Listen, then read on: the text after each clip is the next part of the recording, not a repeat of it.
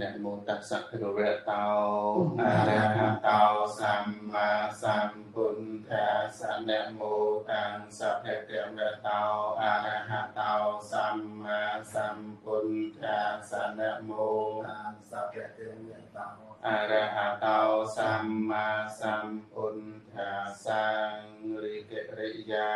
นะมัสการថ្វាយបង្គំនៃខ្ញុំព្រះករុណាចូលមានដល់ព្រះដ៏មានព្រះទាអង្គក្នុងព្រះអង្គជាព្រះអរហន្តដ៏ប្រសើរទ្រង់ត្រាស់ដឹងនៅញយធម៌ទាំងពួងដោយប្របីចំពោះព្រះអង្គឥតមានគ្រូអាចារ្យណាប្រដៅព្រះអង្គឡើយយើងរៀនបន្តនៅក្នុងឧបាទនតិកៈឧបាទនតិកៈតកតងទៅនឹងបឋមបទយើងចែកយើងរើសអង្គធម៌ចែកនៅក្នុងខណ្ឌអាយតនភាពសច្ចៈអីហ្នឹង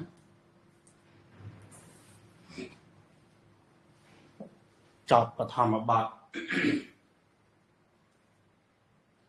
ឥឡូវខ្ញុំផុសសូត្រកាយដល់សាកមើលចប់អំពីវិបាកតាវិបាតិកម្មមកនឹងអតិនទីអបអតិនតិកៈនឹងបឋមអតិនតិកៈរួចនឹងបានសម្ដែង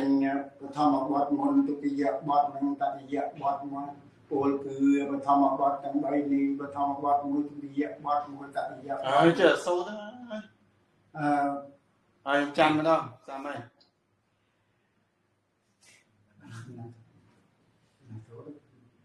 តបពីសម្ដែងវេទនាតិអត់មានអ្នកសូត្រលេងចេញហ្មងហ៎បន្ទាប់ពីសម្ដែងវិបាកមកមកសម្ដែង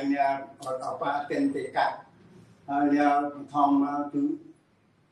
ឧបាទានឧបាទានឧបាទានជាធម្មមានពុទ្ធជាពុទ្ធជាផលនៃកម្មដែលតណ្ហានិកថេទាំងឡាយកម្មយកទាំងជាអារម្មណ៍របស់ឧបាទានអង្គធម៌បានដល់លោកយើងបានចិត្ត32ចិត្តសិក្ខាចិត្តសញ្ញា35កម្មជារូប20ពុទ្ធនឹងចែកដោយខណ្ឌបាន5ម្ដាជាពុទ្ធចែកដោយខណ្ឌបាន5កម្មជារូប20ជារូបខណ្ឌម្ដាជាចិត្ត35នៅវិធានាចិត្តសិក្ជាវិធានាកម្មសញ្ញាចិត្តសិក្ជាសញ្ញាខណ្ឌចិត្តសិក្ដល់33ជាសង្ខារខណ្ឌជាសង្ខារខណ្ឌចែកដោយលោកយវិបាកលោកយវិបាក32ជាវិញ្ញាណខណ្ឌចែកដោយអាយតនៈបាន11ម្ដងកម្មជារូប20នោះវិធានាចក្ខុប្រសាទជាខ្វាយតនៈសោតប្រសាទសោតាយតនៈគានប្រសាទគានយតនៈជីវហាប្រសាទជីវហាយតនៈកាយប្រសាទជាកាយតនៈរូបារម្មណ៍ជារូបាយតនៈគន្ធារម្មណ៍ជាគន្ធាយតនៈរសារម្មណ៍ជារសាយតនៈបត្តពីរម្មណ៍ពុទ្ធបត្តវិធិតេជោទាតវិយោធាលោកកាយវិបាកចិត្ត32ជាវិញ្ញាយតនៈជាសុខមរូបណា9ជា11ជា11ចិត្ត35មួយជាមនីជាធម្មយតនៈចែកដោយ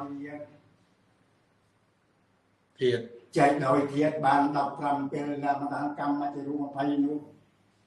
រូបចក្ខុប្រសាទជាខោធាតុរូបប្រសាទជារូបធាតុក៏ទនៈក៏ធានធាតុជាធានប្រសាទជាធានធាតុជា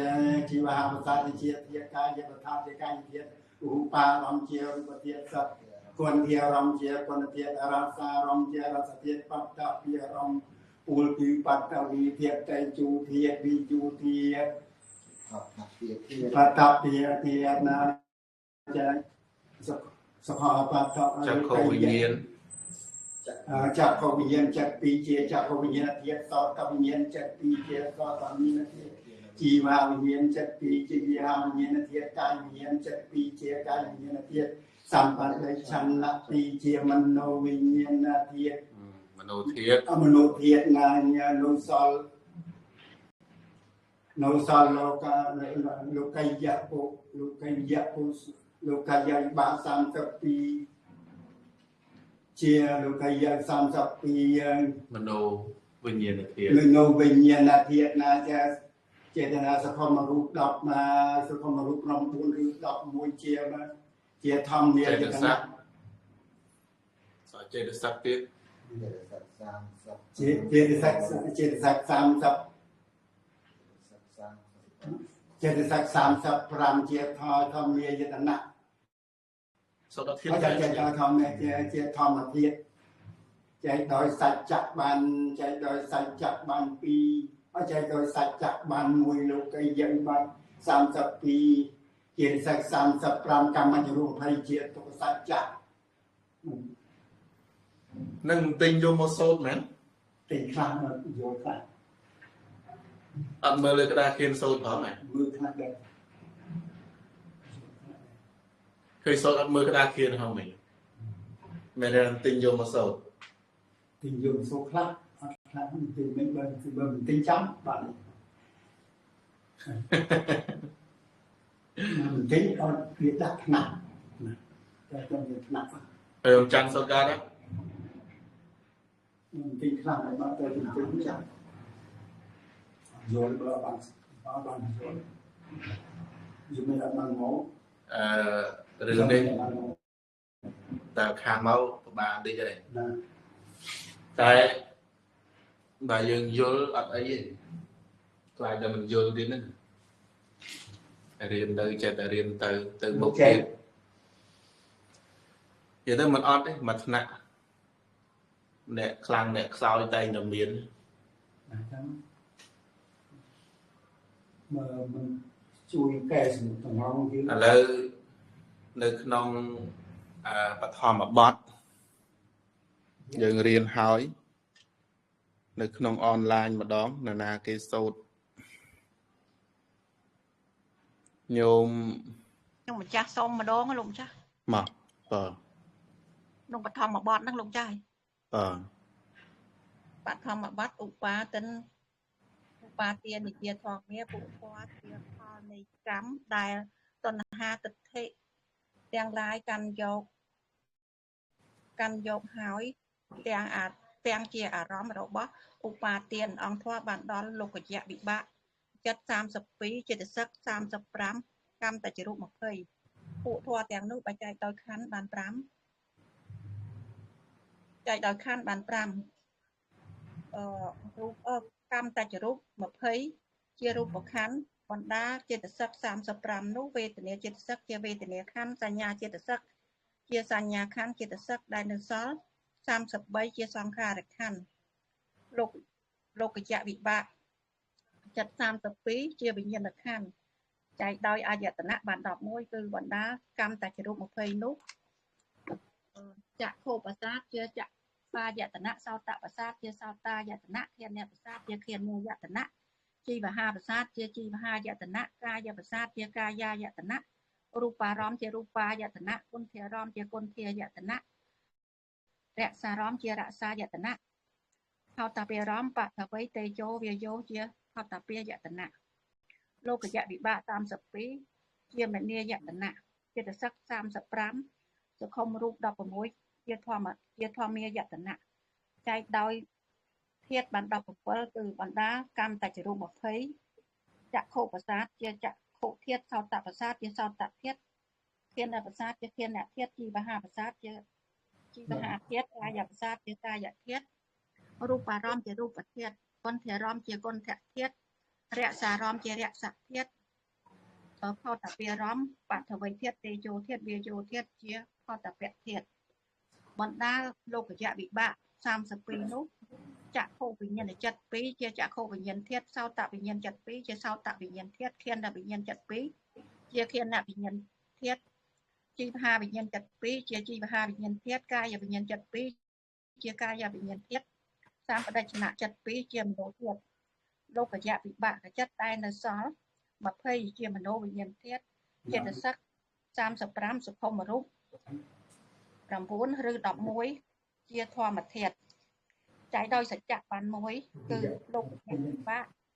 កកយៈវិបាកចិត្ត32ចិត្តសឹក35កម្មតច្ចរូប20ជាទុក្ខសច្ចៈណាអស់លោកចាស់ណែមើលតាមសភៅឬក៏មិនមែនមើលតាមសភៅខ្លះប៉ុន្តែខ្ញុំកណាយល់ញោមនិយាយមកស្ដាប់អត់សូវឮទៅមានសេវាលោកចាស់ខ្ញុំកណាយល់បានខ្លះហើយមើលតាមសភៅខ្លះយល់មើលសូត្រមកមិនសូត្រតាមសភៅនឹងឯងព្រោះថ្មដាក់ផ្សេងគ្នាបន្តិចកណាសូត្រតាមសភៅហើយប៉ិនកណាមើលទៅកណាខ្ញុំកណាយល់ច្រើនបានយល់ល្អមើលតាមសភៅក៏មើលទៅក៏ប៉ុន្តែខ្ញុំយល់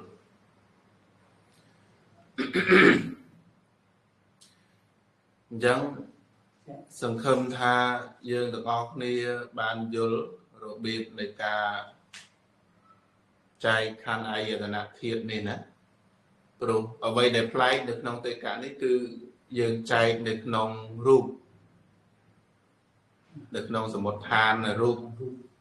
យករូបសមុទ្ឋានដែលជាកម្មច្ចរូបហ្នឹងយកមកចែកនៅក្នុងខណ្ឌមិនបបាក់ទេអាយតនៈហើយនឹងធាតុសម្រាប់អាយតនៈហើយនឹងធាតុហ្នឹងយើងត្រូវយកកម្មច្ចរូបហ្នឹងយកមកចែកនៅក្នុងអោឡារិកៈហើយនឹងសុខមៈអោឡារិកៈប្រមាណសុខមៈនឹងប្រមាណអញ្ចឹងទៅនឹងសម្រាប់កម្មច្ចរូបហើយដល់ពេលចិត្តតច្ចរូបក៏ដូចគ្នាបាទចិត្តតច្ចរូបឧត្តចរូបហើយនិងអាហារចរូបហ្នឹងមិនខុសគ្នាប្រមាណទេយើងចែកតែចិត្តតច្ចរូបទៅបានអញ្ចឹងនៅក្នុងបឋមបទនេះអាចថាយល់បានច្រើនបាទហើយការរើសអង្ធរដោយស្មាបានសរសេរពីថ្ងៃមុនមកអញ្ចឹងការរើសអង្ធរយើងយកធម៌ទាំងពីរបទហ្នឹងមានន័យថាឧបាទិនអ្នកនឹងមួយឧបាទេនិយានឹងមួយយកមកបូកបញ្ចូលគ្នាបាទដល់ពេលទុតិយបទនៅក្នុងឧបាទិននុបាទេនិយាហ្នឹងគឺចាប់ផ្ដើមដកឧបាទិននុនឹងចេះ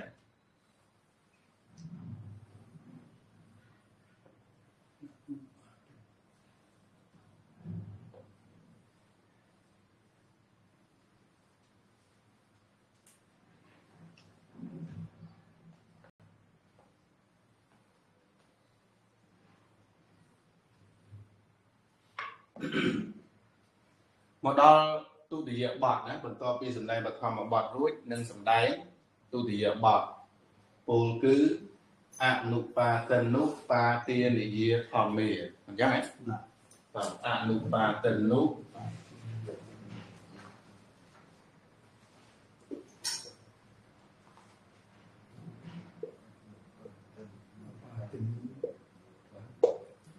អនុបាទិនុបាទានិយាធម្មា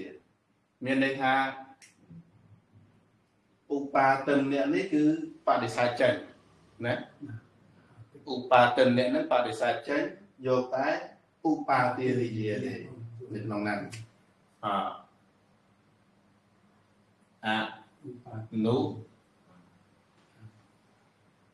អនុបាទិនអ្នកហើយនឹងឧបាទានិយា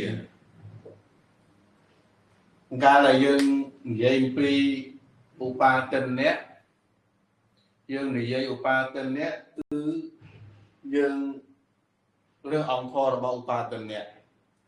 ដែលមានសេចក្តីថាម៉េចធម៌ដែលជាផលនៃកម្មដែលតណ្ហានិងទិដ្ឋិទាំងឡាយមិនបានកាន់យកណាមិនកាន់យកថាបដិសេធចោលមិនអញ្ចឹងទេចឹងឧបាទិនអ្នកកាលមុនហ្នឹងអង្គធម៌បានដល់អីខ្លះឧបាទិនអ្នកកាលមុន จำไหม bạn đó อุปาตินเนี่ย tiền mình อังคอยจะเป็นอังคอยว่าในนาเกียไม่จำอาจำเมียนบานก็ได้สะเพอใบสะเพอมือฟาวมั้ง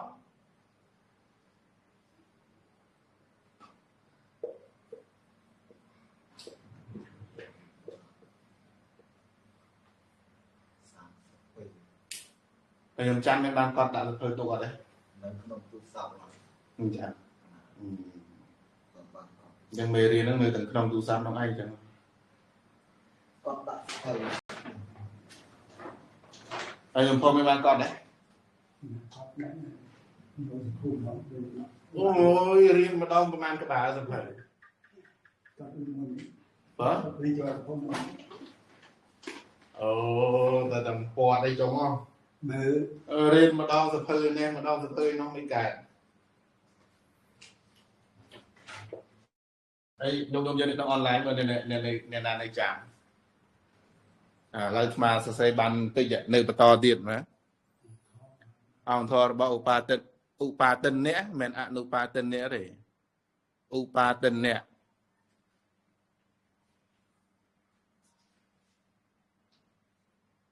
ញោមហងស៊ីនួន ចាំណា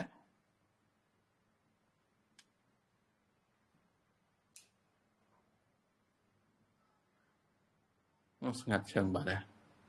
អង្គធម៌បានដល់លោកកយៈវិបាក32ចេតសិក35និងកម្មមជ្ឈរូប20លោកចាស់បានសួរញោមហងស៊ីនុនចេញញោមខឹមរនីមកឆ្លើយកណាឆ្លើយវិញមើលសភៅឆ្លើយឬមើលពីតាណាមកឆ្លើយ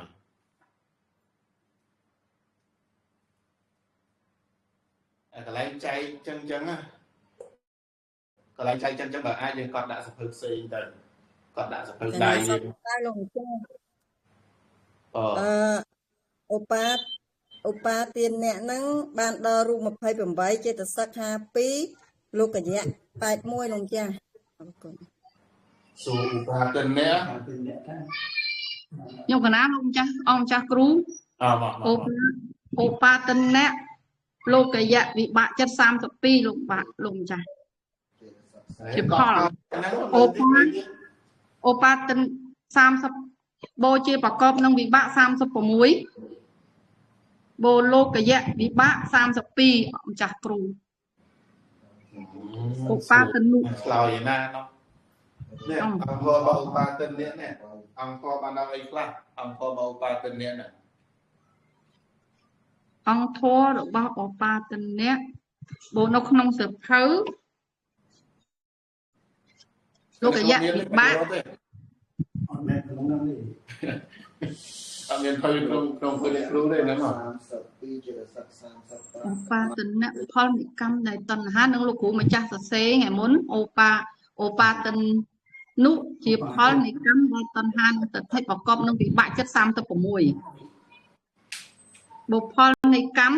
លោកម្ចាស់សរសេរថ្ងៃមុនយកលោកកតិលោកកយៈវិបាក32ក្នុងលោកកយៈវិបាកលោកម្ចាស់ឧបាទានគឺក្នុងលោកកយៈហេតុដែលប្រកបជាមួយចិត្តសិក36លោកម្ចាស់សេចឹងបានមកឧបាទនុជាផលទាំងឡាយមានវិបាកចិត្ត36ចិត្តសិក36កម្មចរូប20 ទៅអីវិញឆ្ងាយមែនមកសួរដល់ឧបាតិននេះឆ្លើយទៅអង្គធម៌មកហើយញោមខឹមរនីមិនឆ្លើយហើយតា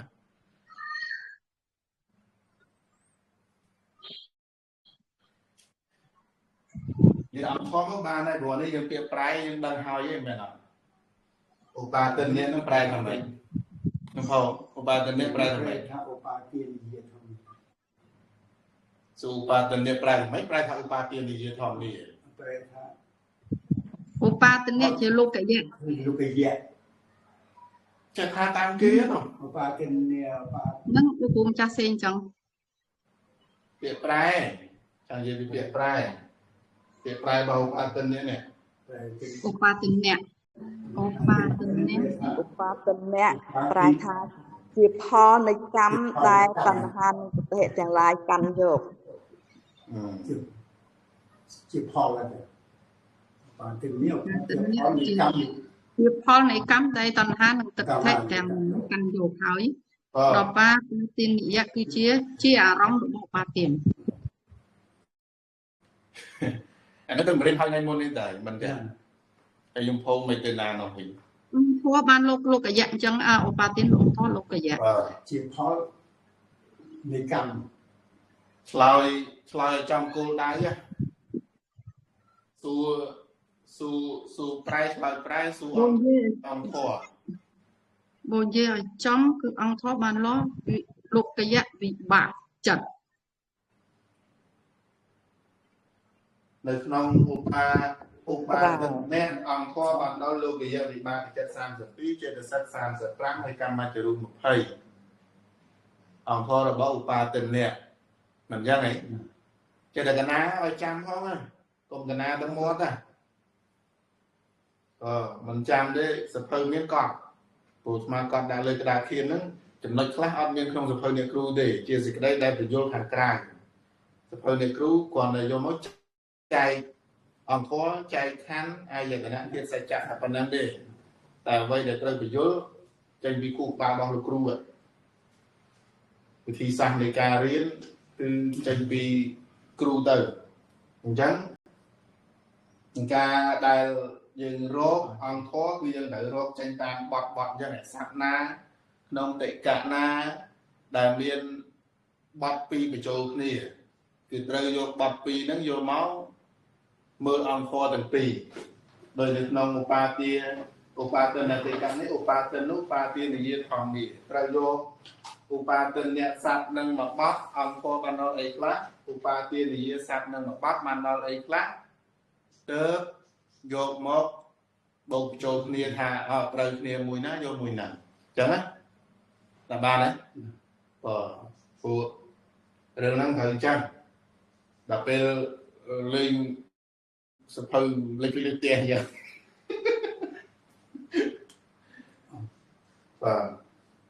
តែអង្គធម៌របស់ឧបាទាននិយាយបានដល់អីគេខ្លះចាំមកឧបាទាននិយាយ ឧបាទាននិយាអង្គធម៌បានដល់រូប28ចិត្តសត្ថា2លោកយៈចិត្ត81 ឆ្លើយចឹងបានត្រូវចំសំណួរ សេនាច្រឡំអរគុណ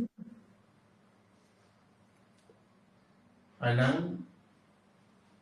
លោកយៈ81យៈចាក់81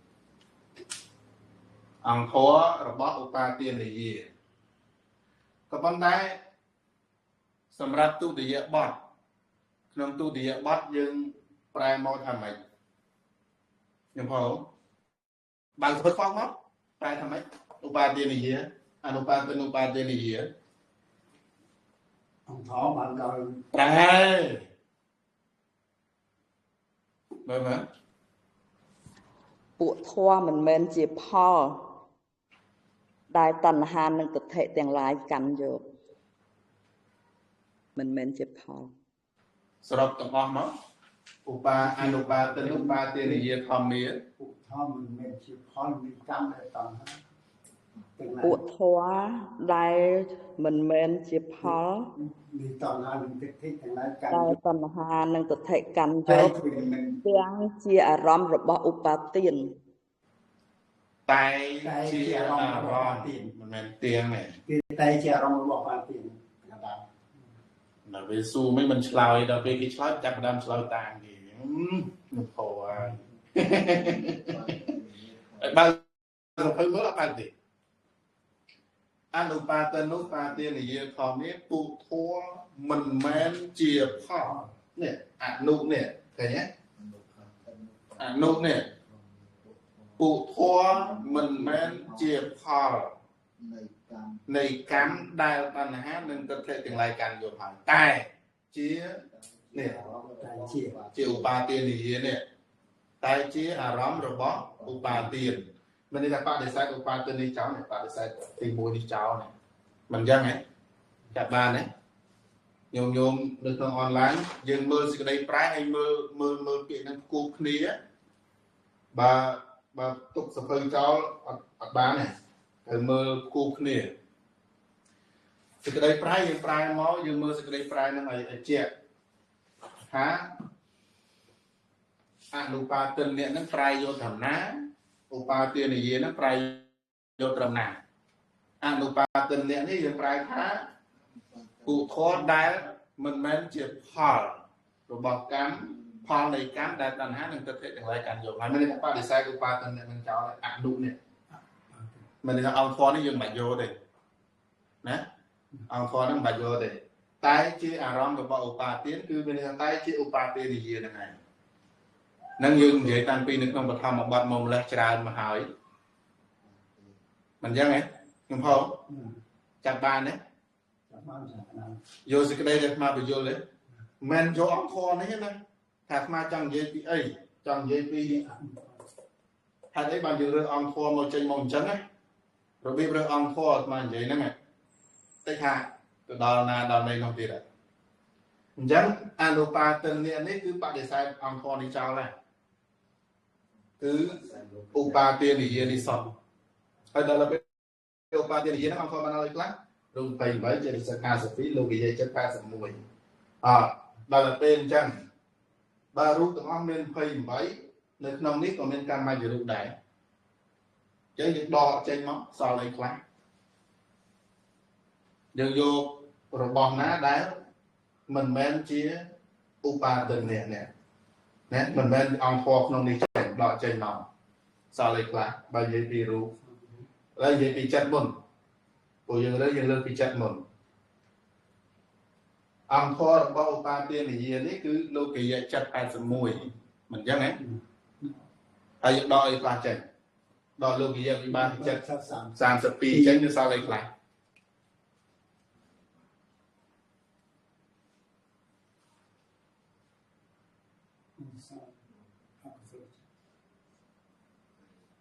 លោកសោវិជាអកុសលចិត្ត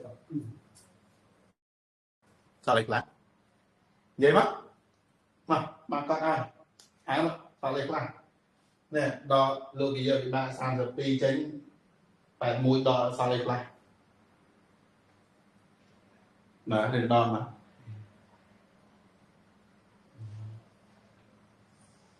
លោកសោអកុសលចិត្តអកុសលណាអកុសលចិត្ត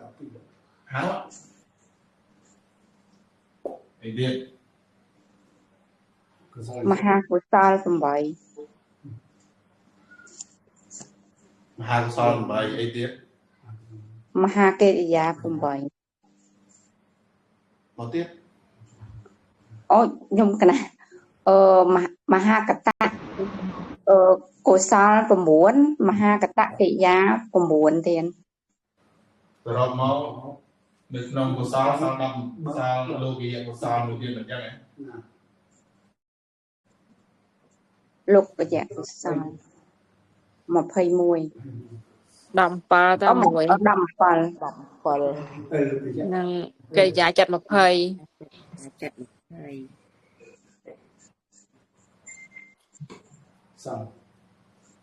្តអស់នៅចិត្តនៅលោកអានេះអស់តាមលោកកយៈទៀតលោកបត្រានេះដែលអង្គធររបស់ឧបាទានយានេះយើងដកក្នុងលោកយៈចិត្ត81យើងដកវិបាក32ចេញទៅនេះអស់ដំណឹងហ្នឹងអស់ហើយលោកចា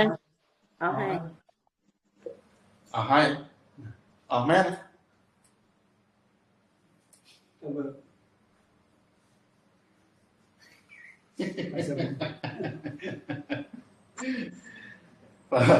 ចិត្តអស់ហើយនិយាយពីចេតសិកដែលប្រកបជាមួយនឹងចិត្តនឹងនេះម្ដងចេតសិកទាំងអស់មិនយ៉ាងចេតសិកទាំងអស់52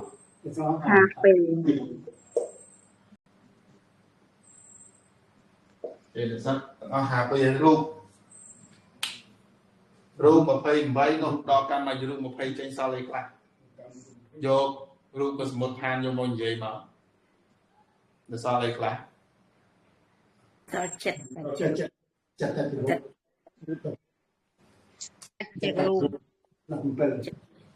រូបអាហារចិត្តរូប ចិត្តតែជារូប 10 เป็น 7 ต้องเจ็ดรูปดอกร ទៅជារូប ำดอกรำมหารูปดอกหนึ่ง 15នេះរូបចេញវិញថា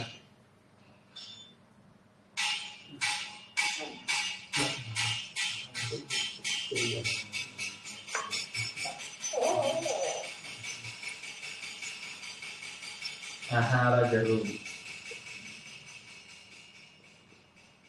អាហារជារូបប្រមាណ ก็บุญ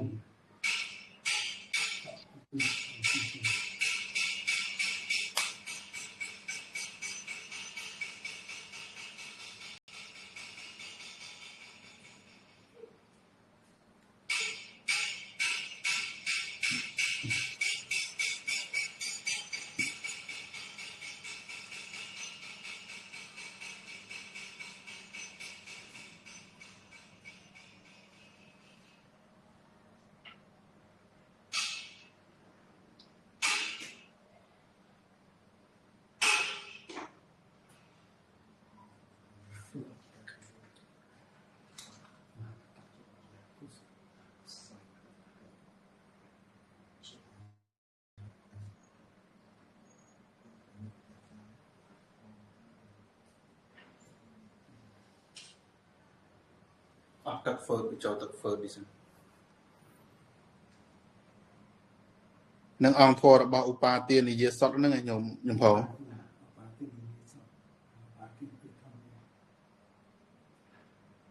ពាក្យថាសតមានន័យថាអត់យកឧបាទានអ្នកទេ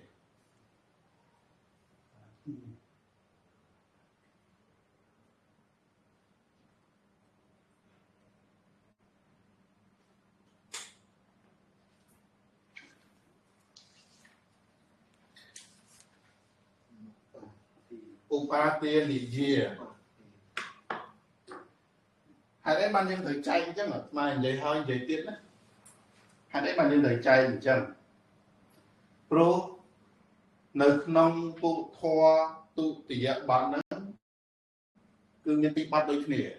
ក្នុងការរើសអង្គធម៌នៃតិកណាដែលមានពីរបទបូកបញ្ចូលគ្នាអញ្ចឹងណា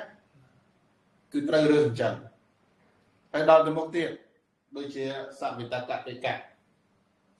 សវិតកតិកៈវិតកតិកៈហ្នឹងក៏ត្រូវរើសអញ្ចឹងដែរពីព្រោះនៅក្នុងសវិតកតិកៈហ្នឹងក៏មានពីរបទដែរសវិតកៈសវិចារាធម្មាអវិតកៈសវិចារាធម្មាអវិតកាវិចារាធម្មាមិនចឹងសវិតកៈផងសវិចារាផងអញ្ចឹងយកវិតកៈហ្នឹងបានមកអីខ្លះវិចារៈហ្នឹងបានមកអីខ្លះ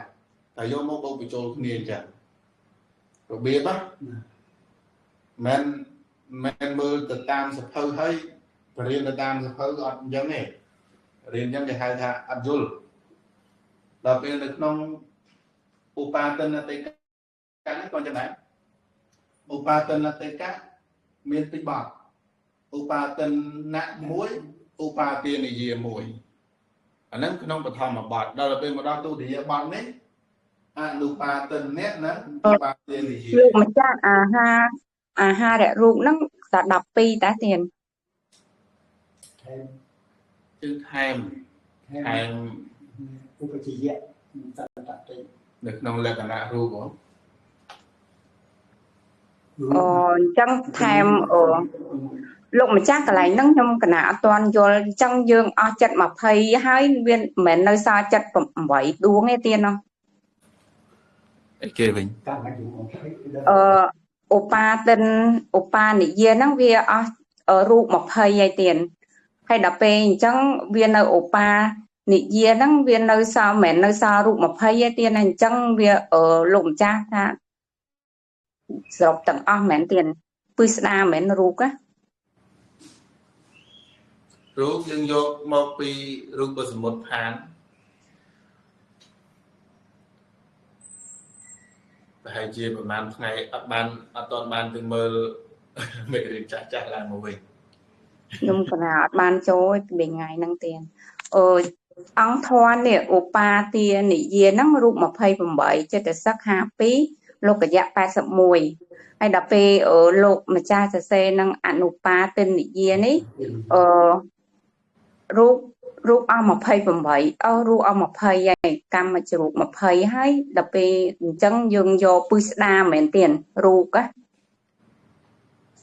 មិនយកពឹស្ដាទេរូបពឹស្ដាប្រមាណ8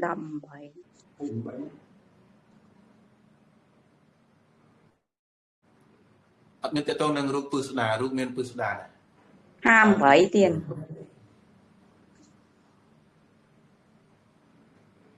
ពឹស្ដាគេរាប់យកអីខ្លះយកកម្មជ្រូកចិត្តជ្រូកអត់តជ្រូកនិងអាហាររជ្រូកអានឹងគេហៅរូបពឹស្ដាចាខ្ញុំកណានអត់ទេស្មានតែដឹងមែនរូបពឹស្ដានិយាយទៅអត់ដឹងទៅមលឺហ្នឹងព្រោះនេះយើងយករូបពីសមុទ្រឋានមកយើងដឹងតែរូបសមុទ្រឋាន4អញ្ចឹងណាកណាអវតាននឹងយករូបពឹស្ដាហ្នឹងឯងអញ្ចឹងចុះយករូបពឹស្ដាអញ្ចឹងដែរនៅក្នុងការរើសអង្គធរហ្នឹងតើតែយើងរៀងសង្កេតរៀងពិនិត្យបន្ថែមណារៀងសង្កេតរៀងពិនិត្យបន្ថែមនៅក្នុងហ្នឹងទៅទៀតព្រោះរូបជួនកាលយើងរើសយកនៅក្នុងរូបតែ28ហ្នឹងជួនកាលយើងយករូបនៅក្នុងសមុទ្រឋានរូបកម្មជ្ជរូបចិត្តជ្ជរូបឧត្តជ្ជរូបអាហារជ្ជរូបយកមកនិយាយដោយនៅក្នុងនេះដោយសារតែនៅក្នុងបឋមបទហ្នឹងយកកម្មជ្ជរូបមកហើយសួរថាម៉េចបានយកកម្មជ្ជរូបមកអញ្ចឹងព្រោះកម្មជ្ជរូបហ្នឹងជាអង្គធម៌របស់ឧបាទិននេះដែលយើងសរសេរមកមុនហ្នឹងណាជាផលនៃកម្មដែលតណ្ហានិងទិដ្ឋិទាំងឡាយកាន់យកគឺបានដល់កម្មជ្ជរូបហ្នឹងឯងរូបដែលសម្រាប់ពីកម្មអញ្ចឹងក៏យកកម្មជ្ជរូបហ្នឹងមកហើយបើយើងយកកម្មជ្ជរូបហ្នឹងមកនៅសល់គឺចិត្តជ្ជរូបឧត្តជ្ជរូបអាហារជ្ជរូបយកមកនិយាយហ្នឹងហើយដល់ពេលចិត្តជ្ជរូបឧត្តជ្ជរូបអាហារជ្ជរូបហ្នឹងជាអារម្មណ៍របស់ឧបាទានតាមពិតរូបទាំង28ហ្នឹងជាអារម្មណ៍របស់ឧបាទានហ្នឹងឯងដែលយើងសរសេរឧបាទាននិយាយហ្នឹងជាអារម្មណ៍របស់ឧបាទានអារម្មណ៍របស់ឧបាទានបានដល់រូប28ចេតសិក52លោកយៈចិត្ត81ហើយសួរថាម៉េចបានរើសអញ្ចឹងស្មាប្រាប់ទីតាំងតាំងពីដើមទៀតយើងយកមកពីណាដែលយើងហ៊ានរើសឧបាទាននិយាយរូប28ចេតសិក52លោកយៈចិត្ត81ហ្នឹងយើងអានអីយើងយកមកពីណាខ្ញុំផងណាយកពីមកយកពីរូប28ចាំពីរូប28សួរយកមកពីណាយើងរើសហ្នឹងរើសមកពីណា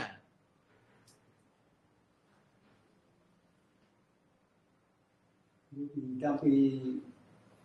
វិទ្យាសញ្ញាចេតនាស្មោ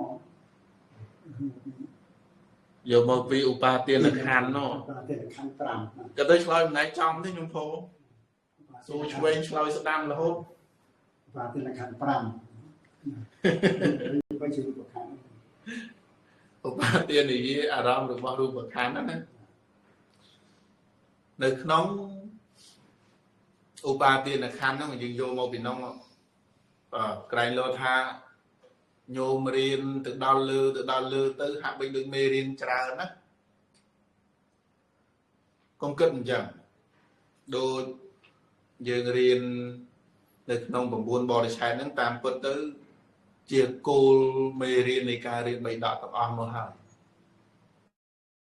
ដូចយើងរើសអង្គធម៌របស់អនុបាទិនអ្នកនឹងក្តីអង្គធម៌របស់ឧបាទាននិយាយនឹងក្តីគ្រាន់តែប្រើពាក្យផ្សេងគ្នាតិចតួចទេនៅក្នុងនៅនោះប្រើពាក្យឧបាទានហើយមកដល់នេះយើងប្រើឧបាទាននិយាយពីព្រោះប្រែមកជាអារម្មណ៍របស់ឧបាទានអញ្ចឹងទៅខុសគ្នាតែប៉ុណ្្នឹងទេតែតាមពិតគឺយើងរើសយកមកតាំងពី ឧបាទានខណ្ឌ5នឹងមកម្លេះហើយមេរៀនគឺភ្ជាប់គ្នារហូតណាញោម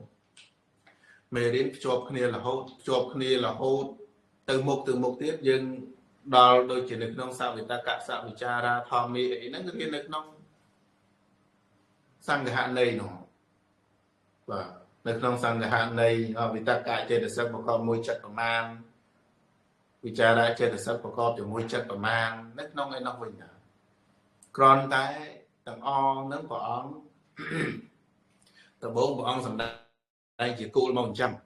តែគោលទាំងអស់នោះព្រះនរោធាចារ្យលោកជាអ្នកឆ្លៀវឆ្លៀសយល់នៅក្នុងបត្រៃបិដកហ្នឹងយល់នៅក្នុងពុទ្ធវចនៈហ្នឹងព្រះអង្គបានតែងជាគម្ពីរអភិធម្ម9បរិឆេទហ្នឹងជារូបមន្តយើងនិយាយស្រួលស្ដាប់ទៅជារូបមន្តសម្រាប់រៀនបិដក9បរិឆេទហ្នឹងណាហើយបើថាចេះ9បរិឆេទហ្នឹងកុំតន់អាលអួតពីព្រោះ9បរិឆេទហ្នឹងគ្រាន់តែជារូបមន្តសម្រាប់មករៀនបិដកទេអញ្ចឹងមកដល់ក្នុងទីនេះគឺយើងកំពុងរៀនបិដកហើយតែថាអត់ដឹងខ្លួនឯងរៀនបិដកខ្ញុំព្រោះនឹងបិដកហ្នឹងកុសលាធម្មាហ្នឹងបិដកហើយយើងកំពុងតែរៀនបិដកហ្នឹងតាអញ្ចឹងយើងយកគ្រឹះយើងយករូបមន្តពីបរិឆេទ9ហ្នឹងមកយកមករៀននៅក្នុងហ្នឹងឯងដល់តែអញ្ចឹងអង្គឧបាទាននិយាយហ្នឹងយកមកពីណាបានស្មាត់ប្រាប់ថាយកមកពីឧបាទានខណ្ឌ5ហ្នឹងឯងស្មាត់ប្រាប់ញយហើយអនុបាទាននេះហ្នឹងគឺយើងយកមកពីណាក៏យើងរើសមកពីនៅក្នុង9បរិឆេទហ្នឹងបាទយើងរៀនហើយយើងយល់ទៅយើងយល់សេចក្តីនៃពាក្យថាហោស្អីទៅជាកម្មស្អីទៅជាផលបានដល់អីកម្មបានដល់អីហ្នឹងយើងអាចដឹងបានពីនោះមកហើយក៏យើងរកមកបានដល់លោកយៈវិបាក32ចេតសិក35កម្មជ្ជរូប20ហ្នឹងទៅពីព្រោះនៅក្នុងលោកតរៈចិត្តអត់អាចឈ្មោះថាជាកម្មបានទេធ្វើត្បិតថាជាកុសលឬក៏ជាវិបាកក៏ប៉ុន្តែមិនឈ្មោះថាជាកម្មទេហើយផលដែលចិត្ត4ហ្នឹងក៏មិនមែនឈ្មោះថាជាផលនៃកម្មដែរបើមានមិនឈ្មោះថាជាកម្មនោះអញ្ចឹងបានយើងអត់យកលោកតរៈចិត្ត8ដួងហ្នឹងមកហ្នឹងអញ្ចឹងណាហើយក្នុងកម្មជ្ជរូបក៏ដូចគ្នាដែរកម្មជ្ជរូបរូបដែលកើតមកអំពីកម្មអញ្ចឹងមានន័យថាជាផលរបស់កម្មហ្នឹងឯងធ្វើត្បិតថារូបមិនមែនជាវិបាកស្ថិតនៅក្នុងកិរិយាក៏ដោយស្ថិតនៅក្នុងអព្យាកតៈក៏ដោយមិនមែនស្ថិតនៅក្នុងអព្យាកតៈតែជាផលរបស់កម្មរូបដែលកើតអំពីកម្មក៏យើងរកយកកម្មជ្ជរូបមកជាអង្គរបស់ឧបាទាននេះណាដល់ពេលយើងយកមកញែកពីបទនឹងបញ្ចូលគ្នាបានដល់អីខ្លះសល់អីខ្លះយើងចែកតាមណានៅក្នុងឧបាទាននិយាយធម្មាបឋមបទហ្នឹងគឺយើងរើសធម៌ទាំងពីរហ្នឹងដូចគ្នាហើយដល់ពេលមកដល់ទុតិយបទអនុបាទាននិយាយធម្មាគឺយើងអត់យកឧបាទាននេះទេតែយើងយកអង្គធម៌មិនហ្នឹងណាលោកវិយៈវិបាក32ចេតសិក35កម្មជ្ជរូប20ហ្នឹងអត់យកទៀតទេហើយបើសិនជាអត់យកហ្នឹងនៅក្នុងនេះក៏មានលោកយៈវិបាកមិនចឹងទេនៅក្នុងលោកយៈចិត្តនេះក៏មានលោកយៈវិបាកអញ្ចឹងដកលោកយៈវិបាកចេញហើយនៅក្នុងរូប28នេះក៏មានកម្មជ្ជរូបអញ្ចឹងដកកម្មជ្ជរូបចេញពីព្រោះលោកពោលថាអនុបាទាននិយាយមិនមែនជាឧបាទាននេះទេតែជាឧបាទាននិយាយអាហ្នឹងយើងនិយាយជាបទបល័យសាបល័យណាដល់ពេលយើងនិយាយជាសម្ដែងជាធម៌ដែលមិនមែនជាផលនៃកម្មដែលតណ្ហានឹងទឹកទាំងឡាយកាន់យកទេតែជាអារម្មណ៍របស់ឧបាទានមិនចឹងចឹងន័យថាបដិសេធមួយយកមួយហើយដល់ពេលបដិសេធមួយយកមួយធម៌ណាដែលត្រូវដកចេញក៏ដកចេញបុបដិសេធក្នុងនេះមានលោកវិបាក32អីហ្នឹងក៏ដកចេញដល់លោកវិបាក32ចេញនឹងសល់ប្រមាណបើយើងយក32ចេញមក32ដកចេញមកសល់ប៉ុន្មា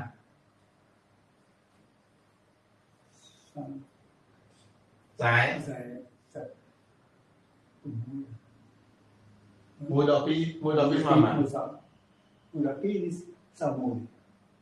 មួយដល់ពីសំមួយ ត49ណាលោកម្ចាស់ 9 ទេមួយដល់ពីស្មើបាន សំមួយដល់ 49ហើយ49ហ្នឹងយើងនិយាយឲ្យស្រួលស្ដាប់សរសេរស្រួលស្ដាប់ទៅគឺអកុសលចិត្ត12លោកយៈកុសល17កិរិយាចិត្ត20 12បូកដល់7 29 29បូក20 49ហ្នឹងឯងគាត់ឲ្យយើងសរសេរមកឲ្យស្រួលស្ដាប់ហ្នឹងហើយចេតសិកប្រកបមក52ដល់ពេលរូប28នេះបើយើងយកខាងលើនោះជាកម្មបញ្ញរូបហើយគឺយើងត្រូវដកកម្មបញ្ញរូបចេញទៅសល់ចិត្តតែរូបទៅរូបអាហារទៅរូបចឹងមកនឹងចឹងណារបៀបនិយាយពីរបៀបនៃការរើសអង្គធម៌ដល់បានទេហើយដល់ពេលយើងរើសអង្គធម៌ក្នុងទុតិយបទនេះបានដល់អកុសលចិត្ត12លោកយៈកុសលចិត្ត17កិរិយាចិត្ត20ចេតសិក52ចិត្តឯករូប17ឧទយរូប15អាហារចរូប14មិនចឹងហើយដល់ពេលសូមឱកាសចឹងចិត្តសឹកយើងយក52ទាំងអស់ហ្មងអម្ចាស់គ្រូហ៎សម្រាប់ចិត្តសឹកនេះអត់អាចដកបានទេព្រោះពេលដែលយើងរើសអង្គធម៌យើងអត់យកចិត្តសឹកជាគោលទេគឺត្រូវយកចិត្តសឹកដែលប្រកបជាមួយចិត្តនេះចិត្តមានប្រមាណយកចិត្តសឹកដែលប្រកបជាមួយនឹងមកដាក់ទាំងអស់មិនមែននៅលើនោះដល់35នៅនេះសល់តែ20ប្រមាណនោះអត់ទេយកចេតសិកដែលប្រកបជាមួយនឹងចិត្តដែលយើងរើសបានចឹងនៅក្នុងចិត្តអកុសលចិត្ត12មានន័យថានៅក្នុងអកុសលចិត្តសឹកចឹង14ចឹងលោកម្ចាស់គ្រូហ៎មានន័យអញ្ចឹងវិញគ្រូម្ចាស់គ្រូមហាកុសលមីងសរុបចេតសិកដែលប្រកបជាមួយអង្គធម៌ទាំង3ហ្នឹងគឺអកុសល12លោកយៈកុសល17និងកិរិយាចិត្ត20ហ្នឹងយើងយកចេតសិកសរុបចូលគ្នាទៅបាន52ហ្នឹងមីងត្រូវហើយព្រោះនៅក្នុងនោះមានអកុសលផងមានកុសលផងនិងកិរិយាផងហ្នឹងចាំយើងរើសអង្គធម៌យកទាំងអស់ហ្នឹងយកទាំងអស់ទាំងហ្មងចាចាំខ្ញុំយល់ច្បាស់ចាអរគុណច្រើនអរគុណចាស់អមចាស់គ្រូបាទហើយដល់ពេលពុកចិត្តរបៀបរើសអង្គធម៌យើងរើសហើយយើងយល់ហើយណាហើយចែកខណ្ឌអាយតនៈធាតុហើយនឹងសច្ចៈបន្តទៀតរបៀបចែកខណ្ឌអាយតនៈធាតុសច្ចៈក៏មិនខុសអីពីបឋមបទដែរសម្រាប់ខណ្ឌយើងសូត្រថាម៉េចយើងបូកទាំងអស់មកចែកមកបានរូបទាំងអស់មានខណ្ឌ5ហើយចិត្តតែជារូប17ឧទយជារូប15អាហារជារូប14ជារូបខណ្ឌជារូបខណ្ឌបណ្ដាចេតសិក52នោះវេទនាចេតសិកជាវេទនាខណ្ឌសញ្ញាចេតសិកជាសញ្ញាខណ្ឌចេតសិកដល់50ជាសង្ខារខណ្ឌអកុសលចិត្ត12លោកយៈកុសលចិត្ត17កិរិយាចិត្ត20ជាវិញ្ញាណខណ្ឌទៅអញ្ចឹងអញ្ចឹងបាទហើយសម្រាប់នៅក្នុងអាយតនៈដើម្បីដឹងអាយតនៈនឹងច្បាស់លាស់តើយើងចែកចិត្តតែជារូប17នោះបានអោឡារិកៈប្រមាណសុខមៈប្រមាណតើយើងចែកទាំងទៀតណាមិនអញ្ចឹងហ៎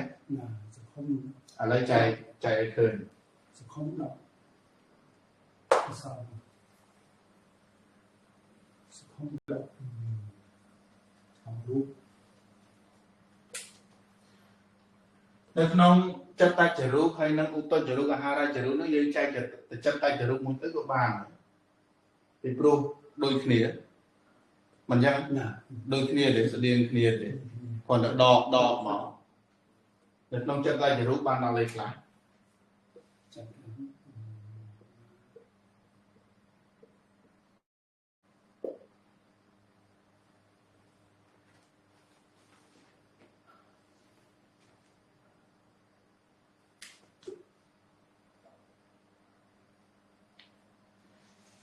ចិត្តតែជារូប មានអីខ្លះចិត្តដាច់រូប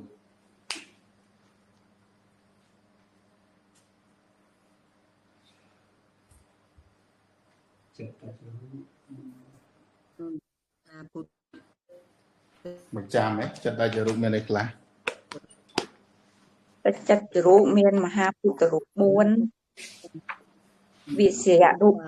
3សត្យ1អាហាររូប1បរិច្ឆេទរូប1វិញ្ញតរូប2វិស្ការរូប3និងឧបច្ចយៈនិងសន្តតិ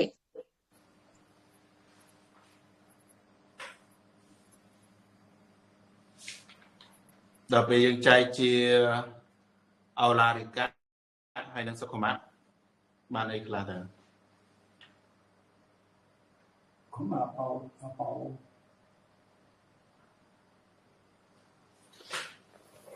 លើថ្មចែកឲ្យខាងនេះអោឡារិកា nhiều cả ở cả អោឡារិកាបានអីខ្លះ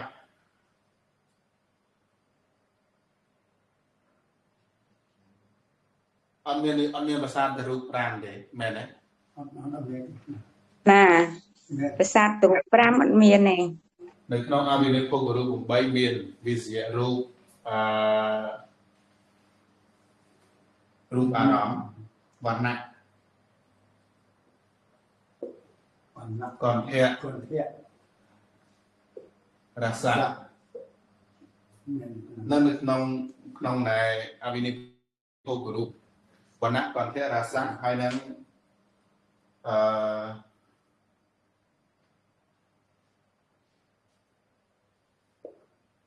ផលថាពីរំ họ tập bia rồi វណ្ណៈកន្ធៈរសៈហើយផលថាពី bia rồi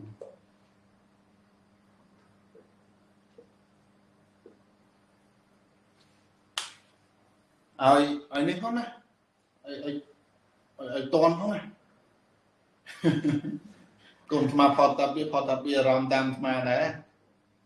ថាអញ្ចឹងមែនអត់មិនអញ្ចឹងហ៎បើញញក្នុងអនឡាញគិតផងគិតមើលអញ្ចឹងមែនអត់ đỏ cả អត់មានភាសាទៅរូបទេអញ្ចឹងមានវណ្ណៈមានតែនៅក្នុងអវិនិភោគរូបមានវណ្ណៈកន្ធៈរសៈហើយនឹងមហាភូតរូប4មហាភូតរូប4គឺយើងយកសម្ដៅដល់ផលថាពាក្យមួយនោះឯងផលថាពាក្យអារម្មណ៍ណា tập bia rồi ផលថាពាក្យអារម្មណ៍មិនសម្ដៅដល់អីគេបតវ័យ thì tệ chú តេជោវាយោមិនយកពីមហាភូតរូប4មកមិនអញ្ចឹងហ៎ là បាទអញ្ចឹងវណ្ណៈកន្ធៈរសៈហើយផលថាពាក្យទៅសល់អីទៀត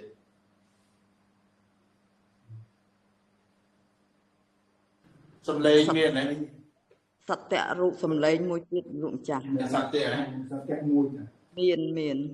លោកម្ចាស់ មានលោកចាស់មានអង្គចាស់គ្រូ ចិត្តមាន ក្នុងចិត្តដាច់រូបមានសត្យដែរវិញ្ញាណរូប2សត្យអញ្ចឹងមានន័យថានៅក្នុងវិទ្យារូបទាំង5មានទាំងអស់សត្យកន្ធៈរសៈហើយនឹងផលថាពាក្យផលថាពាក្យនេះដល់ចេញពីមហាពុទ្ធរូបមកបតវ័យតេជោវាយោនោះក៏ដល់ចេញពីមហាពុទ្ធរូបមកនឹងសម្រាប់អោឡារិកាមានតែ5ហ្នឹងទេអោឡារិកាមានតែ5ហ្នឹងទេហើយដល់ពេលសុខមាវិញមានប្រមាណនៅសល់អីខ្លះនៅសល់ពីមហាពុទ្ធរូបមកសល់អាតោមួយ mùi ពោទៀត có វិញ្ញាណរូប nhạc vì វិញ្ញាណរូប2អូ ក៏បញ្ញាប់ថា នេះដែរទៀត ហ៎ អូនៅសល់12ទៀតអូសល់16អូ វិ អា ញ្ញាណ តោ1 nhạcรูป វិញ្ញាណរូប2 vì មកទៀត ភ ភាពរូបពីរ ជារូបពីរ ហត្ថតាមលេខរៀងក៏បានទៀតទូកិនភាពរូបពីរជីវិតរូបមួយ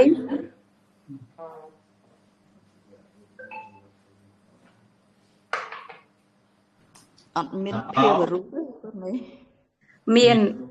តែបើយើងដល់តែ12ចាញ់នឹងវាមិននៅសល់16 ភាពរូបកើតនេះ ភាពរូបកើតដោយសារកម្ម អូលោកម្ចាស់ចឹងដល់អានឹងចាញ់ទៀត មានភាពរូបទេគាត់ បើយើងយកកម្មជ្រូក20ចឹងទៀតអត់មានទេ មុខទៅតាមអា អត់មកមើលច្រឡំដែរ កណា អត់មានភាពរូបផង អញ្ចឹងវានៅសល់តាវិញ្ញាតរូបពីរទៀត អាម នៅខាង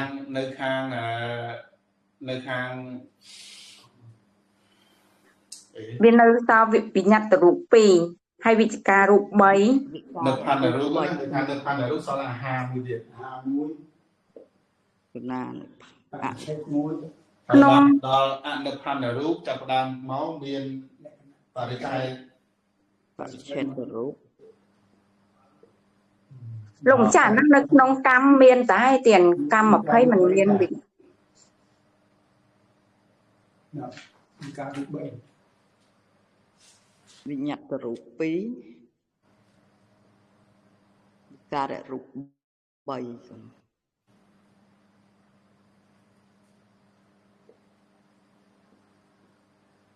វិការរូប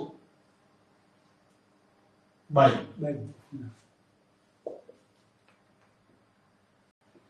លក្ខណៈរូបពីរឬ4ចឹង លក្ខណៈពីរ មិនបានតែស្មាននិយាយទៅខ្ញុំពោលនិយាយកឆោតតាមស្មានចឹងហ៎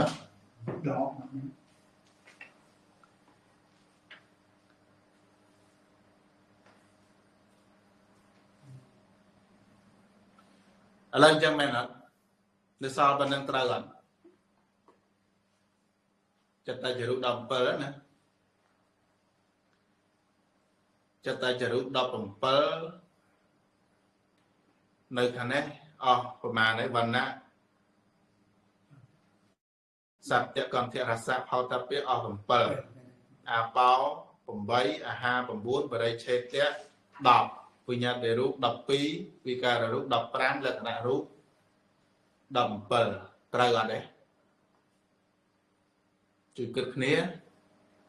ក្រែងលោកខុស ចិត្តតែរូប17ហ្នឹង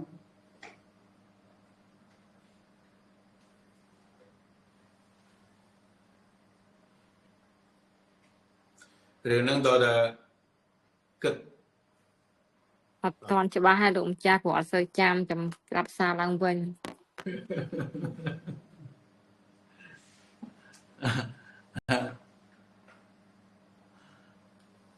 ឥឡូវយើងចែក លេខរូបលោកម្ចាស់លេខរូបសងអស់ដែរណាហានរៀនយូរ យើងចែកអញ្ចឹងហើយយើងទៅរួមមើលឲ្យត្រូវឬក៏ខុសពេលថាខុសចាំយើងកែទៀតឥឡូវនេះយើងចែកប៉ុណ្ណឹងហើយក៏អស់មកហើយអត់ទាន់ទៅដល់ណាទៅដល់ណីទៀតចែកឲ្យហើយអញ្ចឹងទៅ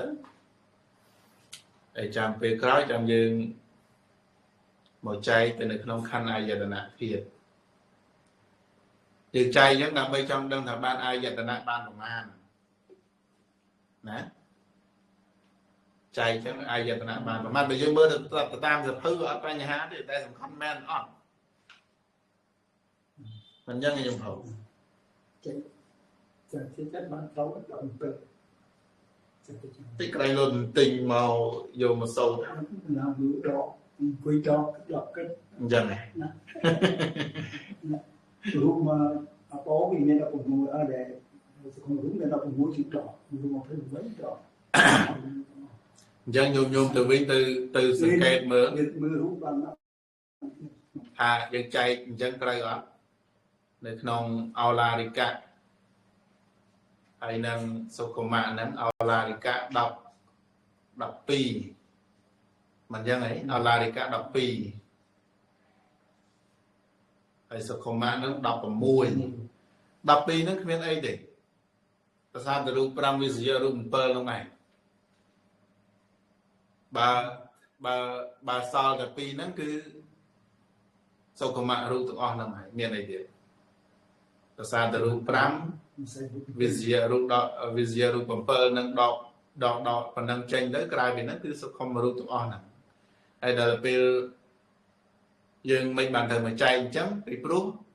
នៅក្នុងអោឡារិកៈរូបទាំង5ទាំងអោឡារិកៈរូបទាំង12ហ្នឹងយកមកចែកអាយតនៈគឺបាន10បាទដែរ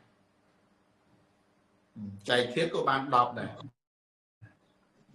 អញ្ចឹងបានយើងត្រូវមកចែកអញ្ចឹងដើម្បីឲ្យយល់ណាញោមផ្សេងទៀតយើងធ្វើបិទតែបានហៅស៊ូបានអីយើងអ្នករៀនត្រឹមប្រែងស្វែងគិតពិចារណាបូកដកគុណចែកខ្លួនឯងបន្ថែមទៀតថាត្រូវឬអត់យើងធ្លាប់រៀនមកមានប៉ុណ្ណឹងមែនអត់ចែកចេញចឹងត្រូវអត់តើតែយើងបូកដកខ្លួនឯងចឹងថែមទៀតបានយល់ណាចឹងឯនេះយើងប៉ុណ្ណឹងសិនចុះចាំមកពេលក្រោយទៀតព្រោះស្អែកយើងស្អែកថ្ងៃនេះថ្ងៃប្រហោះហើយអញ្ចឹងចាំថ្ងៃច័ន្ទក្រោយយើងមកវិញយើងវែងញែកខណ្ឌអាយតនៈធៀបបន្តទៀតនៅក្នុងទុតិយបទនិយាយទៅឲ្យទៅពេលមេរៀននៅក្នុងបេកៈនេះមានអីផ្លែបន្តិចគឺយូរហើយយូរគណៈសូមឱកាសបន្តិចទៀតលោកម្ចាស់អានឹងដកវិកម្មមជ្ឈរូបវានៅសល់ប៉ុណ្ណឹងមែនទៀតហើយក៏យើងដកអោឡាវិការរូបទៀតលោកម្ចាស់ហៅពីហ្នឹងណាអត់ទេពេលដែលយើងរើសអង្គខគឺយើងយកកម្មមជ្ឈរូបពេញកណាដល់ពេលយើងមកដល់ទុតិយបទយើងយកចិត្តតែរូបពេញយកពេញតែមកអត់ដកទៀតទេកណាអរគុណទេចាំមិនចុះសត្វទាំងឡាយទាំងពួងដែលដល់ហើយនៅសេចក្តីទុំសូមឲ្យជាសានបានសេចក្តីទុំទៅដល់ហើយនៅភ័យសូមឲ្យជាសានបានភ័យទៅនៅសេចក្តីសោកសូមឲ្យជាសានបានសេចក្តីសោកទៅហោទុំឯណាដែលខ្ញុំព្រះករុណាធ្វើឲ្យព្រានផ្លាត់ហើយព្រះធម៌ព្រះសង្ឃជាម្ចាស់សូមព្រះគុណព្រះធម៌ព្រះសង្ឃជាម្ចាស់អន់នៅទូនោះដល់ខ្ញុំព្រះករុណាបាយគុំលាគុណអរគុណលោកចាស់គ្រូកណាវាយគុំលាលោកចាស់គ្រូជំរាបលាបពធគ្រប់ទាំងអស់តាចាស់គ្រូនេះបានអរគុណលោកគ្រូនមស្ការលាគណៈថ្វាយគុំលា